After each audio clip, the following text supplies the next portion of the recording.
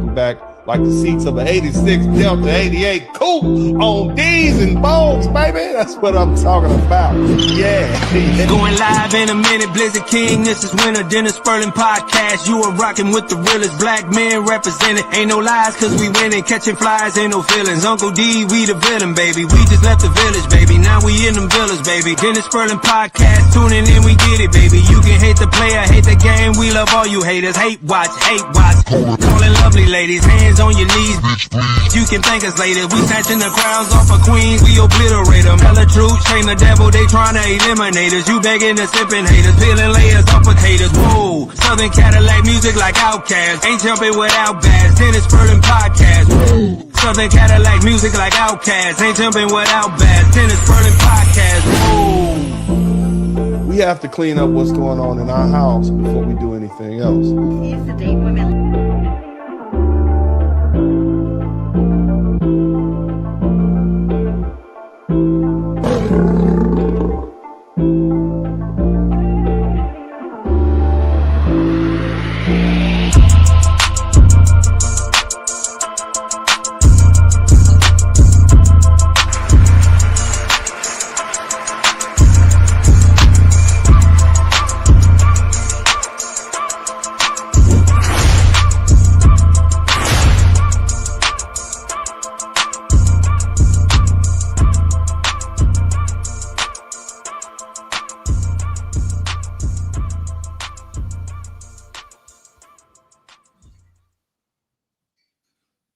Are men that travel overseas to date women lame? Like, because you know how they're all saying, like, oh, forget American women. Like, we're going to go get, you know, the whole thing where they're trying to, like, get foreign women now because they can't stand the black American women. I feel like it depends on the situation. Like, if you're going abroad to date women because you want to experience different women or different, like, ethnicities and stuff, by all means, you know, go live your life and then have your experiences. But if you're trying to experience foreign women because you feel like you're not getting your way, or you feel like you don't feel like a man or whatever, then yeah, that's lame as fuck, because grow the fuck up and grow some fucking balls. Oh, like, the language. What do you mean you're going to go to a different country to experience a different woman so you can control her? Yeah. So she can be your slave? You gotta pay that dowry. Like, what is going on? Like, be for real. Be fucking for real right now. Lord Jesus. They being for real. Listen, like, okay, passport, bro. Put your African earrings on. Somebody type nose ring in the chat. Like, nose ring. It's unfortunate. Because I've even talked to women who kind of like say the same thing, like, oh, I don't want to date American men anymore because this, and that. And I'm just like, it sounds like you don't want to date American men because you're not getting your way. And I'm like, that's kind of childish. Like, you're moving like a child. Like, so, and then it's like you haven't even experienced every like American to even like know that that's like the collective, because like I get it, if you're dating multiple people you still haven't experienced everyone. So after like your 5th or 6th unsuccessful date, men and women, and you're like, oh yeah, I can't do this anymore, all you Americans, all you whatever, all of this, bro, don't piss me off. Like, don't fucking piss me off. Because the stories that I hear family from people, I'm just like, oh, like, I don't associate with men like that, and I know the type of woman that I am. So it's like, if you're experiencing those type of people, maybe you should self-reflect, because it's something within you that those people are attracted to. So while you're saying all these people ain't shit, maybe you ain't shit. You know, have you ever thought about that? Like, right. So okay. Because you have more. All right, thank you very much. Welcome everybody. Good evening, good afternoon, good morning, wherever you are. Today I want to address the criticism levied at the Passport Bros by this particular woman, who quite frankly exemplifies a huge reason why so many black men in America, especially black men, so many men in America, especially black men, are looking abroad for love. Now, to set the scene, this woman wouldn't be considered traditionally desirable.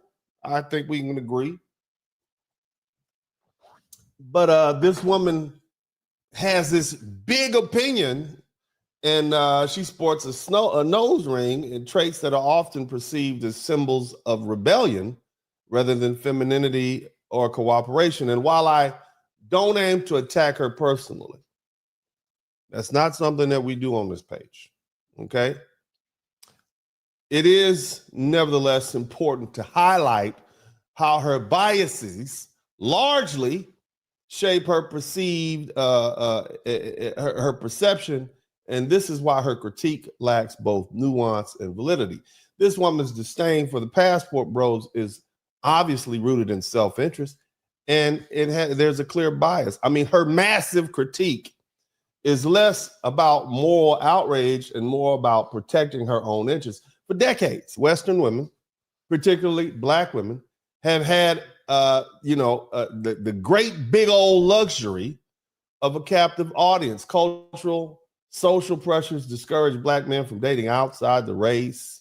You get shamed, you can't use my comb, don't bring her home. You've heard that before, right? Even when they're unhappy or fulfilled dating women within the race. See, this monopoly on the dating market created an environment where women could dictate the terms of relationships without fear of competition.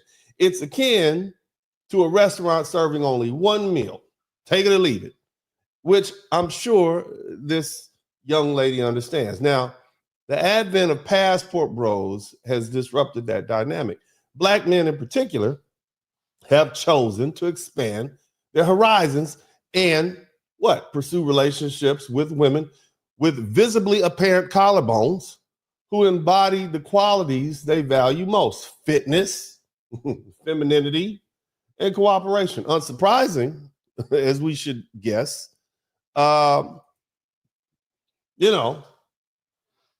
this shift has been met with a chunky amount of hostility from those who fear losing the advantage they've enjoyed for so long. The truth is, men are simply exercising their right to choose, just as women have done for generations.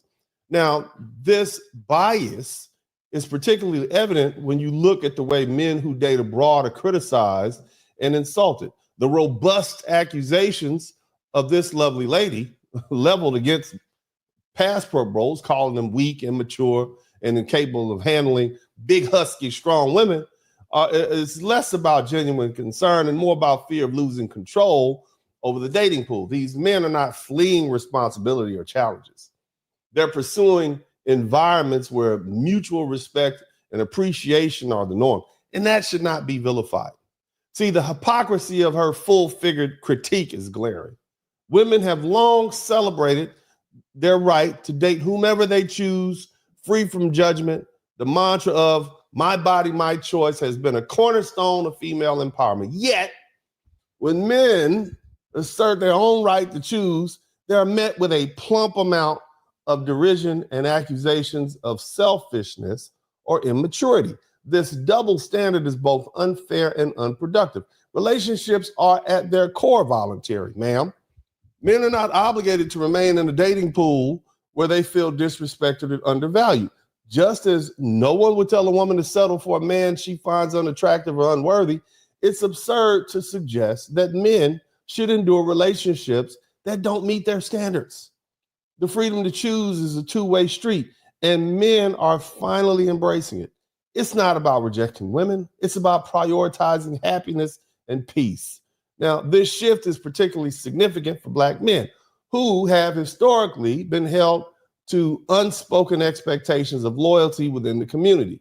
The pressure to date within our race, even when faced with hefty amounts of disrespect or robust, extra-large dissatisfaction, has had many Black men tied up in toxic relationships.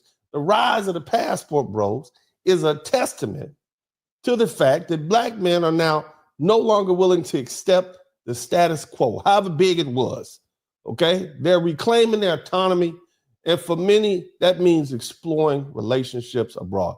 Physical fitness is a critical factor in attraction for most men, and it's dishonest to pretend otherwise. Obesity is a large, huge, and gargantuan-sized problem that disproportionately affects Black women.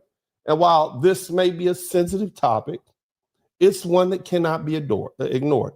And women's fitness often signals not only physical health, but also self-discipline and personal care, qualities that many men, all men, find appealing, bigly.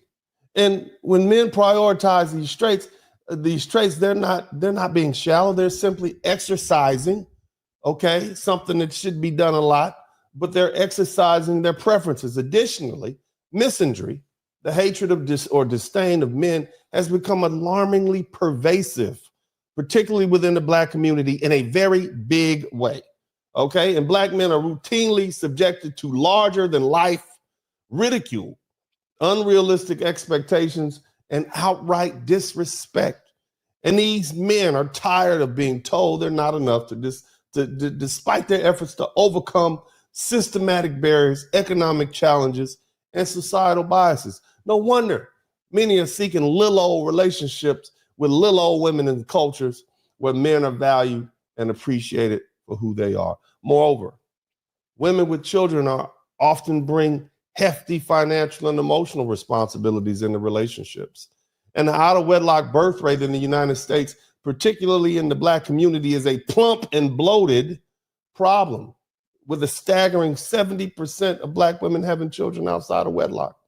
And while this doesn't make them less, these women less valuable as human beings, it does impact greatly, in a double-stuffed kind of way, the desirability in the dating market. Men choose not to take on these elephantine responsibilities, should not be chastised or shamed for their decision. Passport bros are not rejecting women. They're rejecting the toxic dynamics that have defined much of the Western dating market. When men hear constant disrespect, they face unreasonable demands, and they're told they're not good enough, they have every right to look elsewhere. This isn't about weakness or immaturity. It's about self-preservation and a desire for peace. Places like Colombia and the Philippines and the Dominican Republic, places I like to call collarbone countries, offer more than just beauty. These countries are home to smaller women. I mean, they're home to women who value men as partners, not adversaries. And these women are often fit, feminine, cooperative, and appreciative of men in their lives. The cultural environment in these countries fosters mutual respect and partnership, which is in hulking contrast to the adversarial attitudes many men face in the West. Passport bros are simply taking control of their lives and pursuing relationships that they want. And this movement is not about abandoning responsibility. It's about finding environments where respect, cooperation, and love are the foundation of relationships. It's a response to a lumbering dating market that has largely failed them in a big, humongous, outstandingly, grotesquely large way. Okay? Rather than shaming passport bros, we should take this opportunity for self-reflection. The criticism aimed at these men are emblematic of a heavy issue, the unwillingness of some women who largely refuse to adapt to a changing dating landscape. Instead of resorting to insults and ridicule, we should be asking, what can we do to create an environment where men feel valued and respected? Western women must come to terms with the fact that the dating market is now global.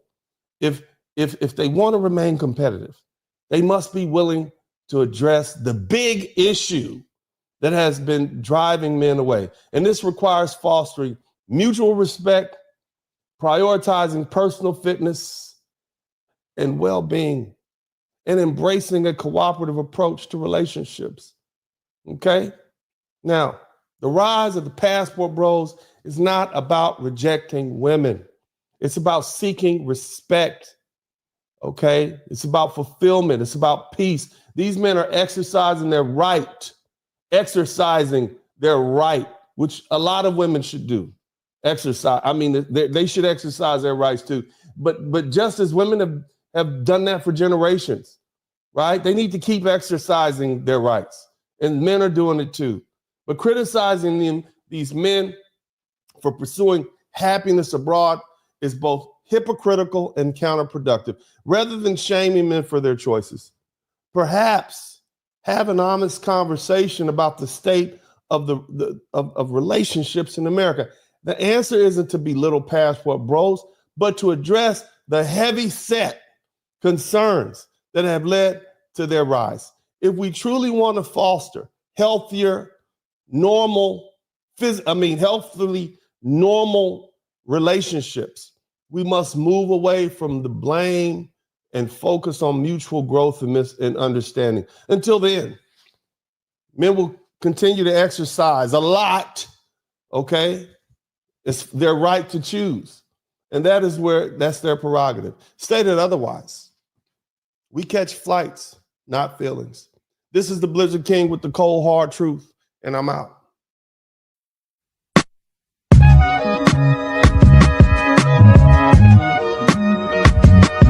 Dennis Sperling Podcast. Hit the like button, subscribe.